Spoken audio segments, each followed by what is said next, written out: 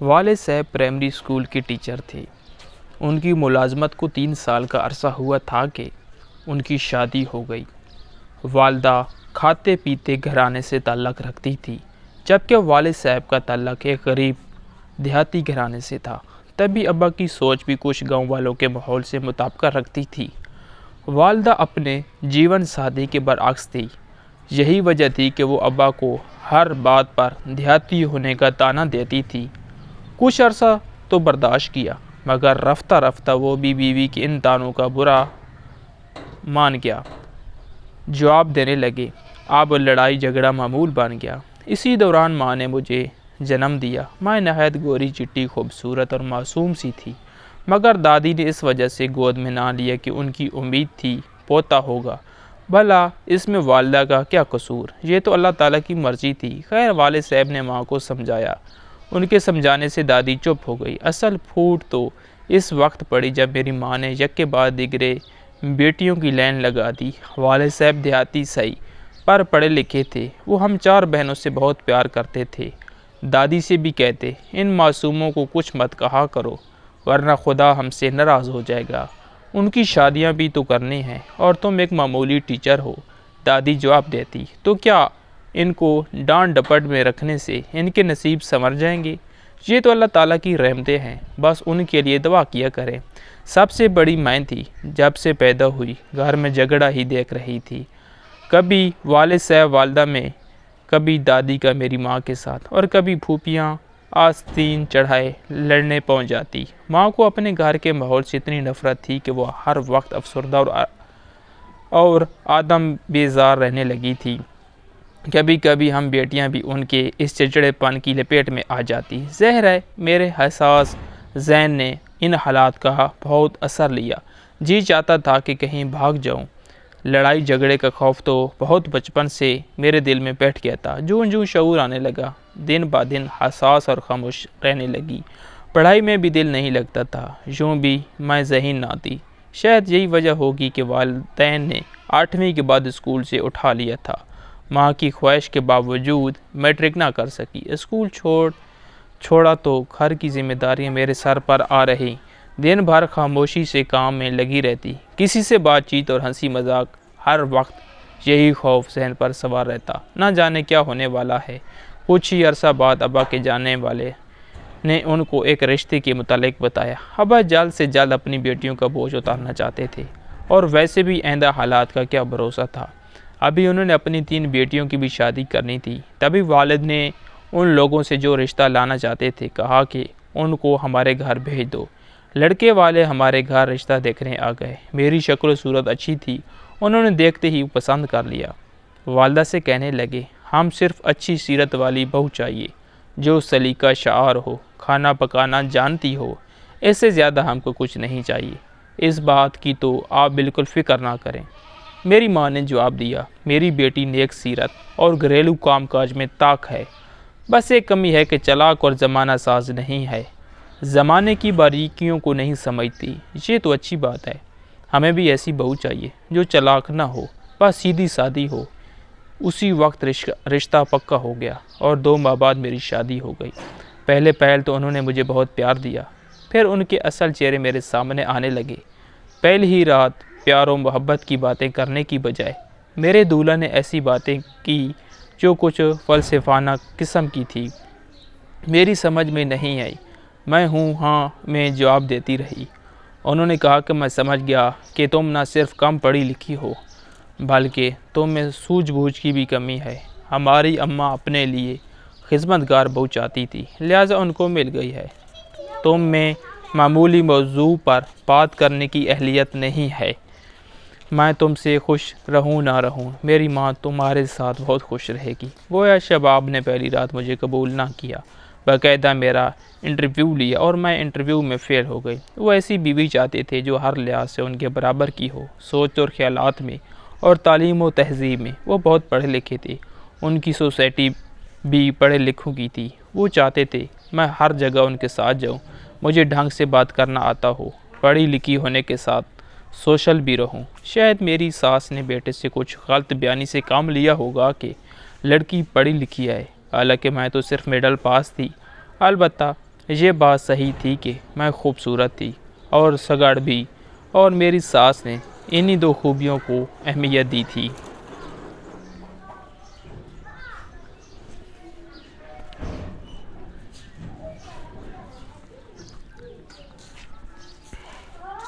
یہ نہیں دیکھا کہ ان کا بیٹا کیسی خوبیاں اپنی شریک حیات میں دیکھنا چاہتا ہے۔ میں وہ سب کچھ نہ کر سکتی تھی اور ویسی بن ٹھن کر محفلوں میں نہیں جا سکتی تھی۔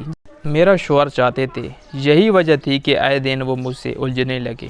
کہتے ماڈرن کپڑے پہنو، پارلر جاؤ، نئے انداز کے بال بنواؤ، اور میں انکار کر دیتی۔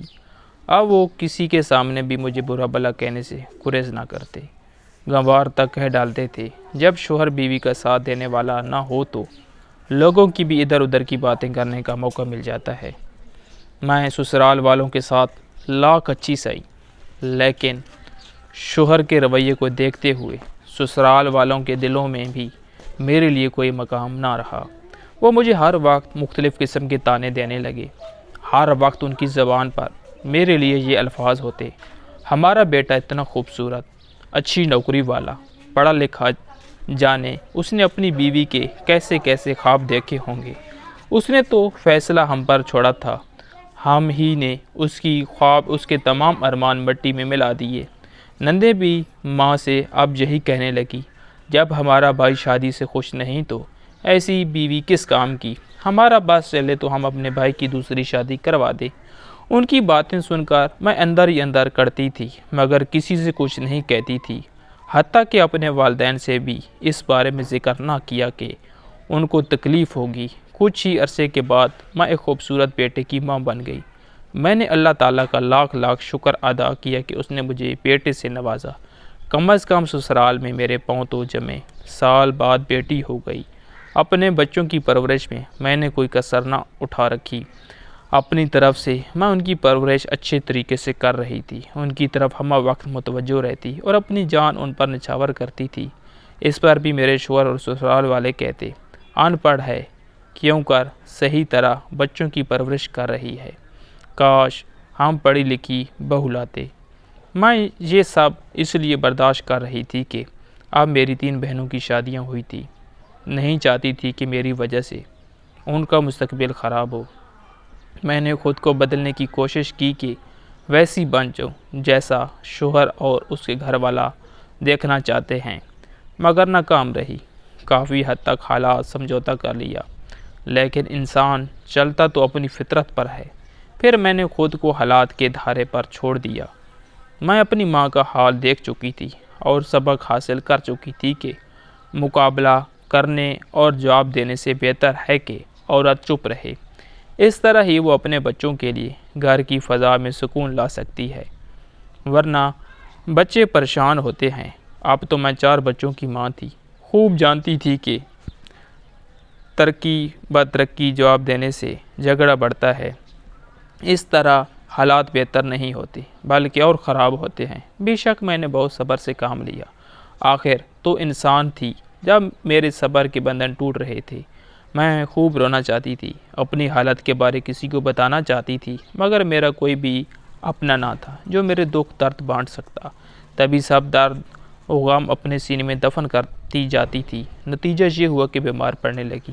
ایک بار بیماری غالب آ جائے اور حالات بہتر نہ ہو تو پھر بیماری بار بار حملہ آور ہوتی ہے۔ میں آئے دن بیمار رہنے لگی۔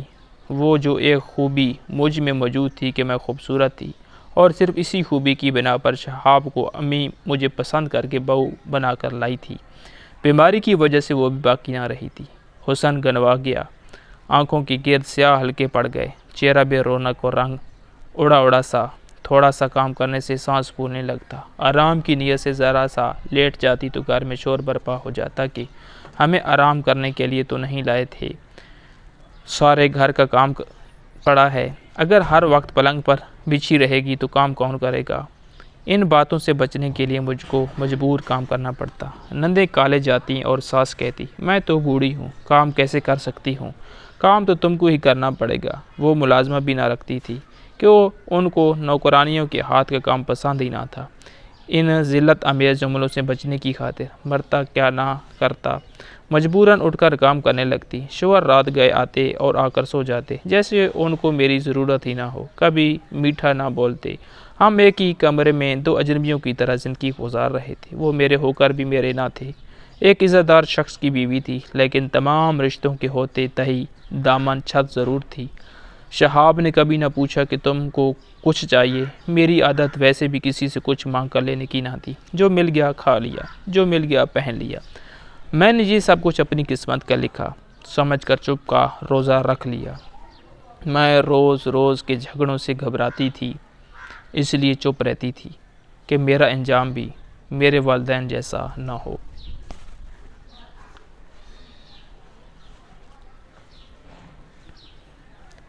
وہی تاریخ دہرائی جا رہی تھی۔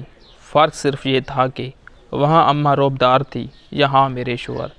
سوچ سوچ کر ڈرتی تھی کہ ان جھگڑوں کا اثر میرے بچوں پر نہ پڑ جائے، جس طرح میرے والدین کے جھگڑوں کا اثر ہم بہنوں پر ہوا۔ تب بھی ایسی کوئی بات ہی منہ سے نہ نکالتی کہ جو جھگڑے کی بنیاد بنے۔ ایک منحوس دن میری ایک سہیلی آ گئی۔ میں اکیلی بیٹھی تھی، دلوں پر منو بوجھ تھا۔ صبح ہی زارا کے ابا بلا وجہ جھگڑا کر گئے تھے۔ جی چاہتا تھا کہ چیخ کر رہوں۔ بھلا بات ہی کیا تھی؟ انہوں نے کہا تھا کہ بنیان دھو دینا۔ میں نے دھو کر رسی پر ڈالی۔ وہ دیور صاحب پہن کر چلے گئے، بے نام بتائے۔ بھلا اس میں میرا کیا قصور؟ جب شہاب آفس جانے کو تیار ہونے لگے تو بنیان نہ تھی۔ کہا تو نے دھوئی نہیں ہوگی، اب جھوٹ بول رہی ہو۔ مجھ کو 10 سنا دی۔ میں رونے لگی۔ میلی بنیان اٹھا کر میرے منہ پر ماری اور بغیر کپڑے تبدیل کر کے چلے گئے۔ نندیں کالج اور بچے اسکول جا چکے تھے۔ ساس بھی پڑوس میں چلی گئی۔ میں اکیلی بیٹھی ہی تھی کہ فاضلہ آ گئی۔ یہ برسوں بعد مجھ سے ملنے آئی تھی۔ مجھ کو روتے دیکھ کر پوچھا کیا ہوا۔ مجھے اس وقت کسی غمگسار کی ضرورت تھی۔ ذرا سی ہمدردی پا کر پھٹ پڑی۔ اس کے کندھے پر سر رکھ کر خوب روئی تو اس نے کہا کہ بے ہمت بنی ہوئی ہو، اس لیے اتنا دکھ سہ رہی ہے۔ ذرا ہمت سے کام لو، پھر دیکھو کیا ہوتا ہے۔ تو کیا کروں فاضلہ؟ کدھر جاؤں؟ باپ بیچارہ کمزور بوڑھا، جس کے در پر 3 بن بیائی بیٹیاں بیٹھی ہیں۔ خاوند کو کہہ دو میں جا رہی ہوں، چند دن میکے چلی جاؤ، بچے بھی چھوڑ جاؤ، یہ بچے سنبھالیں گے، گھر کا کام کریں گے تو جلد تمہاری قدر آ جائے گی۔ جانے میں کس موڈ میں تھی کہ بچوں کے اسکول سے لوٹ آنے کا بھی انتظار نہ کیا۔ گھر کی چابیاں پڑوس کو تھما کر کہا کہ ساس ہے تو کہہ دینا مومنہ چلی گئی ہے، اپنا گھر بار پوتے پوتی سنبھالو، میں اب اس عقوبت خانے میں نہیں رہ سکتی، مجھے مت ڈھونڈنا، میکے نہیں جا رہی، میں اب تمہارے گھر کبھی لوٹ کر نہ آؤں گی۔ سہیلی کے اکسانے پر بغیر سوچے سمجھے گھر سے قدم نکالا۔ نہیں جانتی تھی کہ یہ قدم مجھے بہت مہنگا پڑے گا۔ ہمیشہ کے لیے بچوں کا منہ دیکھنے کو ترس جاؤں گی۔ اے کاش اس وقت عقل سے کام لیتی اور اپنی والدہ کو گھر سے بلوا کر ان کے ساتھ ہی چلی جاتی۔ فاضلہ کے گھر تمام دن رہی۔ رات آئی تو سوچا کہ میں کے جاؤں، کم از کم ان کو بتاؤں کہ کہاں ہوں اور کیسے حالات سے نکلی ہوں۔ رات کو ماں کے پاس پہنچی۔ وہاں میرا ماتم تھا کہ خدا جانے کہاں گئی، کس کے ساتھ بھاگ گئی۔ میں نے ماں سے کہا میں کسی کے ساتھ نہیں بھاگی، فاضلہ کے گھر تھی۔ ماں نے کہا کہ اول تو گھر سے قدم نہیں نکالنا تھا، اور اگر آنا ہی تھا تو مجھے فون کرتی، میں آ جاتی، گھر کی چابیاں میرے سامنے ساس کے حوالے کرتی۔ اب تو تجھ پر ہر سو طرح طرح کے الزامات لگ گئے ہیں۔ وہ تو تھانے تیری گمشدگی کی اطلاع درج کرانے جا رہے ہیں کہ بہو ہمارے گھر سے نقدی اور زیورات بھی لے گئی ہے، نہ جانے کس کے ساتھ گئی ہے۔ میں نے یہ سنا تو ہوش اڑ گئے۔ یہ تو سوچا بھی نہ تھا کہ ایسے بھی ہوتا ہے۔ ابا الگ حیران تھے کہ آپ کیا کریں، فوراً بھاگے ہوئے گئے۔ میرے خاوند کو بتایا کہ سہیلی کے گھر پر تھی، ہمارے گھر آ گئی ہے۔ وہ نہ مانے، بولے ہمیں کیا جانے سہیلی کے جہاں تھی کہ کہیں اور تھی، اب ہم اسے نہ روکیں گے۔ اتنا لحاظ کرتے ہیں کہ تھانے میں رپورٹ نہیں لکھواتے کہ کچھ گھر سے لے کر نہیں گئی، مگر اب ہم اس کو گھر واپس نہیں لائیں گے۔ والد صاحب غمزدہ واپس آ گئے۔ تینوں بہنیں بھی رونے لگی کہ ان کو بھانجے اور بھانجیوں سے بہت پیار تھا، اور اب تو ان سے ملنا نصیب کی بات تھی کہ بچے بھی۔ میں ان کے باپ کے گھر چھوڑ کر آ گئی تھی۔ یہ ہے عورت کی حیثیت اور اس کی خطا۔ कसूरवार ना भी हो तो सज़ा मिलती है। हर कदम ससुराल में फूंक फूंक कर रखना पड़ता है। 5 साल गुजर गए वालिदैन के घर रहते हुए। एक दिन भी उन्होंने बच्चे ना दिखाए। कहते थे कि हमने तो नहीं छीने थे, खुद ही छोड़ कर गई थी। बच्चों की सूरत देखने को तरस गई। सब कहते कि बच्चे तो आप अदालत से मिलेंगे। वो भी कहते हैं कि हाँ, अदालत का दरवाज़ा खटखटाओ, अदालत तुमको बच्चे देती है तो हम भी दे देंगे। बच्चों की याद सताई तो कलेजा मुंह को आने लगता। वो मेरे बगैर कैसे तैयार होकर स्कूल जाते होंगे, क्या सोचती होंगी उनकी माँ कहाँ चली गई। न जाने ससुराल वाले उनसे मेरे बारे क्या कहते होंगे, कैसी उल्टी सीधी बातें उनको मेरे बारे में बताते होंगे। कितनी अजियत उनको मिली और कितनी मुझे, फिर भी हासिल क्या हुआ। इससे तो वही हालत अच्छी थी कि अपने घर में अपने बच्चों के पास तो थी। बच्चे मेरी आंखों के सामने रहते और मुझे उनके काम करके सुकून मिलता था। आए काश मैं ही कुछ और सब्र कर लेती और सहेली के उकसाने में घर ना छोड़ती। वालिद साहब कहते हैं, बेटी सब्र से रहो, किसी दिन शहाब को ख्याल आएगा तो आकर ले जाएंगे। हम शरीफ लोग हैं, अदालत जाएंगे और ना तलाक मांगेंगे। सुना है कि सास बेटे के लिए लड़की ढूंढती फिर रही है, लेकिन 4 बच्चों का सुनकर लोग परे हट जाते हैं। दिन रात दुआ करती हूँ कि अल्लाह ताला मेरे दिन फेर दे, शहाब को मेरा ख्याल आ जाए और वो मुझे आज खुद लेने आ जाए, ताकि मैं अपने बच्चों में जाकर आबाद हो जाऊँ। सच कहती हूँ कि बच्चों की जुदाई भी बहुत तकलीफ दह होती है। उनसे जुदा रहकर माँ कभी सुकून से नहीं रह सकती। ये माँ ही है जो बच्चों की हिफाजत कर सकती है। इसलिए घर से कदम निकालते वक्त औरत को 100 बार सोचना चाहिए। औरत का एक गलत कदम ना सिर्फ उसकी बल्कि कई लोगों की ज़िंदगी तबाह कर सकता है। आप क्या कहते हैं इस बारे कमेंट्स बॉक्स में ज़रूर बताएं। अल्लाह हाफिज़।